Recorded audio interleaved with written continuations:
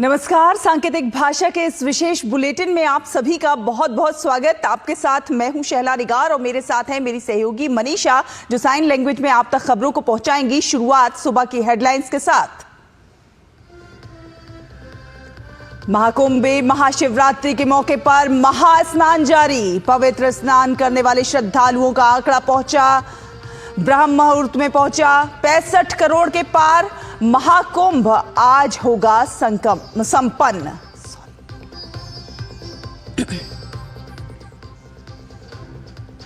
महाशिवरात्रि पर काशी विश्वनाथ मंदिर में श्रद्धालुओं की लंबी कतार। उज्जैन समेत देश भर के मंदिरों में पूजा अर्चना जारी।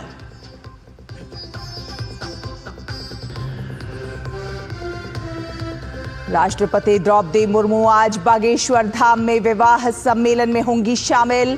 सामूहिक विवाह में टूटेगी सामाजिक कुरीति।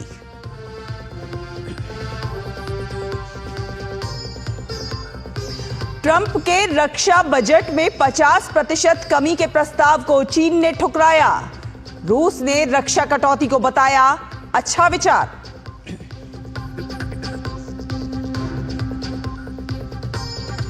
आईसीसी चैंपियंस ट्रॉफी में इंग्लैंड और अफगानिस्तान के बीच करो या मरो का मुकाबला आज। ऑस्ट्रेलिया दक्षिण अफ्रीका का मैच कल बारिश से धुला।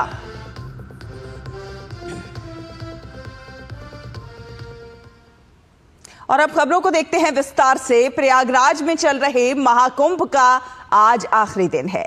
आज सुबह 6 बजे तक 41 लाख लोग स्नान कर चुके हैं। पिछले 44 दिन में 65 करोड़ श्रद्धालुओं ने डुबकी लगाई।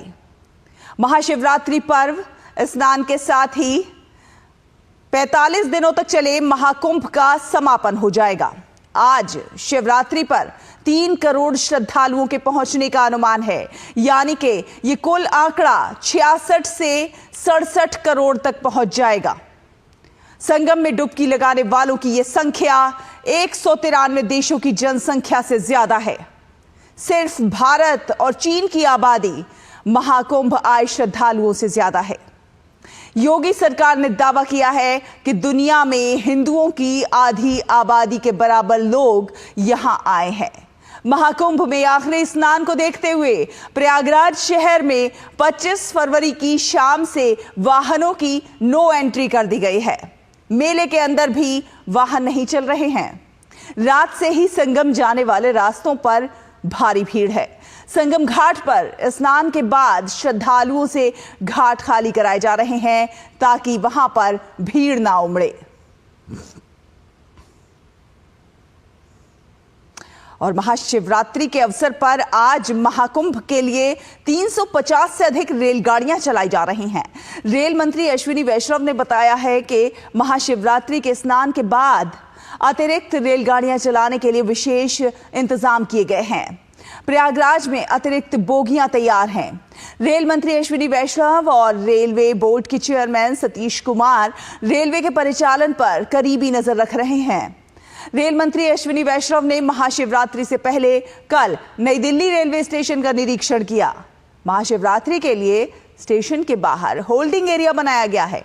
टिकट लेने के बाद यात्री व्यवस्थित तरीके से प्लेटफॉर्म पर प्रवेश करेंगे।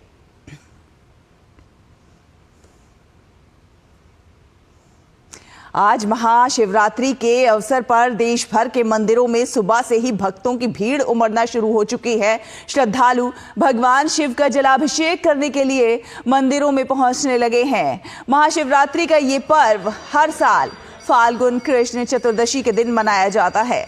उज्जैन स्थित ज्योतिर्लिंग महाकाल मंदिर में इस अवसर पर भगवान शिव की विशेष भस्म आरती की गई। झारखंड स्थित मनोकामना लिंग वैद्यनाथ धाम में भी सुबह से ही भक्तों की भीड़ उमड़ना शुरू हो चुकी है। महाशिवरात्रि के मौके पर वाराणसी स्थित ज्योतिर्लिंग काशी विश्वनाथ मंदिर में मंगला आरती की गई। महाराष्ट्र स्थित त्र्यंबकेश्वर ज्योतिर्लिंग मंदिर में भी सुबह से ही भक्तों का तांता लगना शुरू हो चुका है। वहीं अमृतसर के शिव मंदिरों में भी सुबह से श्रद्धालुओं की भारी भीड़ देखी जा सकती है।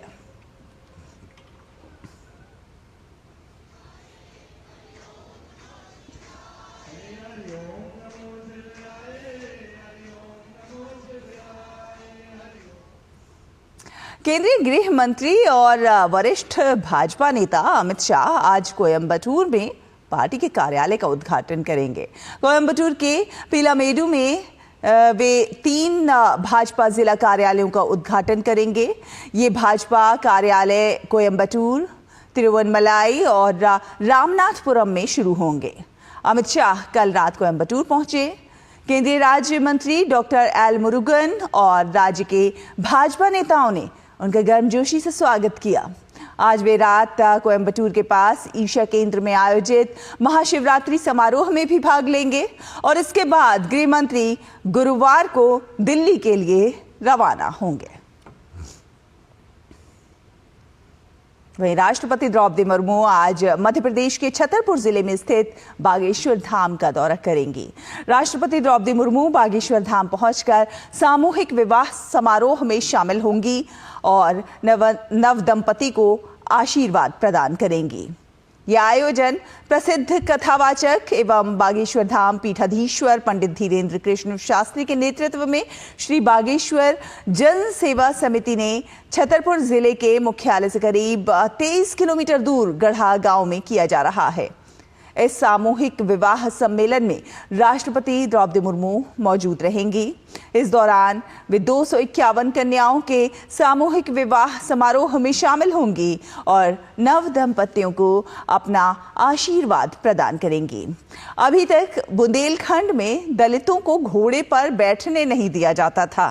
बागेश्वर धाम के पीठाधीश्वर पंडित धीरेन्द्र शास्त्री इस कुरीति को तोड़ने की कोशिश भी कर रहे हैं। उनका कहना है कि सभी हिंदू हैं और इस देश में कोई दलित या पिछड़ा या बिछड़ा नहीं है। कार्यक्रम में राज्यपाल मंगूभाई पटेल, मुख्यमंत्री डॉक्टर मोहन यादव के अलावा क्रिकेटर वीरेंद्र सहवाग, रॉबिन उथप्पा और आरपी सिंह भी आएंगे। गायक सोनू निगम, अभिनेता पुनीत, वशिष्ठ और पहलवान द ग्रेट खली भी इस समारोह में शामिल होंगे।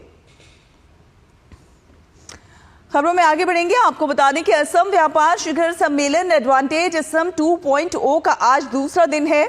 गुवाहाटी में चल रहे शिखर सम्मेलन से पहले दिन करीब 1.89 लाख करोड़ रुपए के निवेश प्रस्ताव वाले 114 समझौता ज्ञापनों पर हस्ताक्षर किए गए।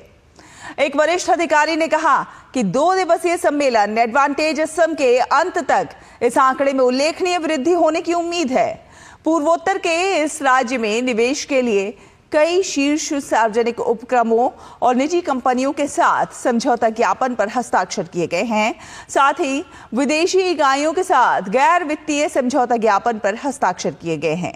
जिन कंपनियों ने राज्य में निवेश को लेकर प्रतिबद्धता जताई है उसमें Adani total gas, Tata power, ONGC, oil India, SR group, JSW energy, AMUL, PNB, DP world, Welspun, bill and Melinda Gates foundation और NRL आदि शामिल हैं।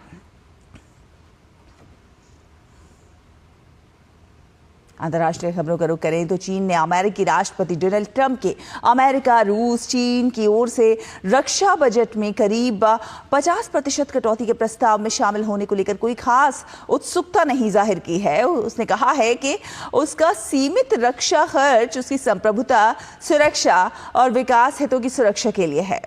इस महीने की शुरुआत में राष्ट्रपति ट्रंप की ओर से पेश किए गए प्रस्तावों पर प्रतिक्रिया व्यक्त करते हुए चीन के विदेश मंत्रालय के प्रवक्ता लिन जियान ने कल कहा कि चीन का सीमित रक्षा खर्च राष्ट्रीय संप्रभुता, सुरक्षा और विकास हितों की रक्षा करने और वैश्विक शांति बनाए रखने की जरूरत से पूरी तरह से बाहर है। पुतिन ने सोमवार को इस संबंध में अपनी प्रतिक्रिया में इसे एक अच्छा विचार बताया। अमेरिका और यूक्रेन ने खनिज सौदे के मसौदे की शर्तों पर सहमति जताई है। वे यूक्रेन का अमेरिका का समर्थन जीतने का प्रयास है। राष्ट्रपति डोनाल्ड ट्रंप यूक्रेन रूस युद्ध को तेजी से समाप्त करना चाहते हैं। मसौदा समझौते की विषय वस्तु से परिचित एक सूत्र ने कहा है कि इसमें किसी भी अमेरिकी सुरक्षा गारंटी या हथियारों के निरंतर प्रवाह का संकेत नहीं दिए गए हैं, लेकिन कहा गया है कि अमेरिका चाहता है कि यूक्रेन स्वतंत्र, संप्रभु और सुरक्षित रहे।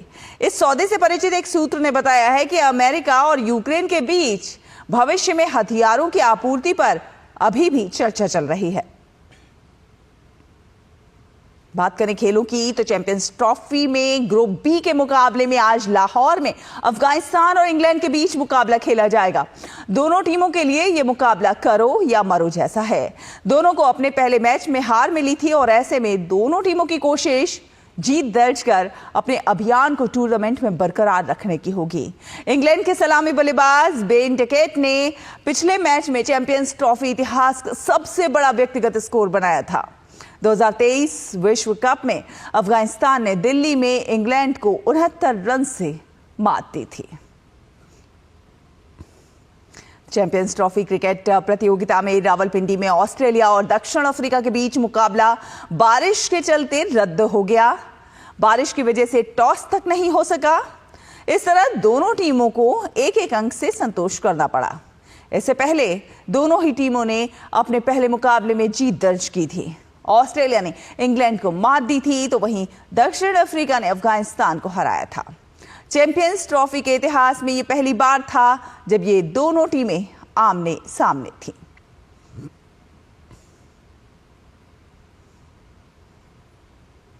तो इसी के साथ सांकेतिक भाषा के इस विशेष बुलेटिन में फिलहाल इतना ही। मुझे, मनीषा को और हमारी पूरी टीम को दीजिए अनुमति। नमस्कार।